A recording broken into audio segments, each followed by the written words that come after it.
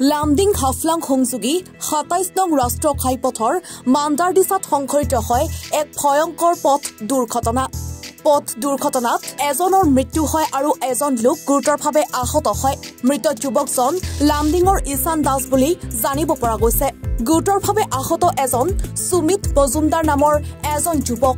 সংকটজনক অৱস্থাত সুমিত মজুমদাৰক ততাতৈয়াকৈ হুজাই খাম হস্পিটেললৈ প্ৰেৰণ কৰা হৈছে। দুৰ্ঘটনাগ্ৰস্ত বাইকখনৰ নম্বৰ হৈছে AS01FS2393।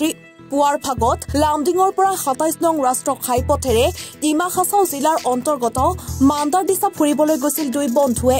দুই যুৱকে বাইক লৈ লামডিং অভিমুখে আহি থকাৰ সময়ত নিয়ন্ত্ৰণ হেৰুৱাই ডিভাইডাৰত খুন্দা মাৰাৰ ফলত এই দুৰ্ঘটনাটো সংঘটিত হৈছে। Bureau report এনিভাৰত 24। জুবিন গাৰ্গৰ গীতসমূহৰ ওপৰত আধাৰিত গানে কি আনে নামৰ এটা সুন্দৰ অনুষ্ঠান আপোনালোকৰ ওচৰলৈ আহি আছে অতি শীঘ্ৰে। অহা 15 আগষ্টৰ পৰা ধেমাজিৰ পৰা প্ৰথম অডিশ্যন আৰম্ভ হ'ব আৰু সেই অডিশ্যনৰ যোগেদি বিভিন্ন কণ্ঠশিল্পীসকলে যিসকলে এই অনুষ্ঠানত যোগদান কৰিব বিচাৰে তেওঁলোকে এই অডিশ্যনৰ যোগেদি আগবাঢ়ি আহক আৰু জুবিন গাৰ্গৰ বহুত ভাল লগা গান আমি সদায় শুনি আহোঁ। আৰু আপোনালোকৰ যদি ভাল লগা গান থাকে জুবিন গাৰ্গৰ আপোনালোকে গাই ভাল পায় তেন্তে অডিশ্যনত যোগদান কৰক। মোৰ ফালৰ পৰা আন্তৰিক শুভকামনা থাকিল এই সম্পূৰ্ণ অনুষ্ঠানটোলৈ। ধন্যবাদ।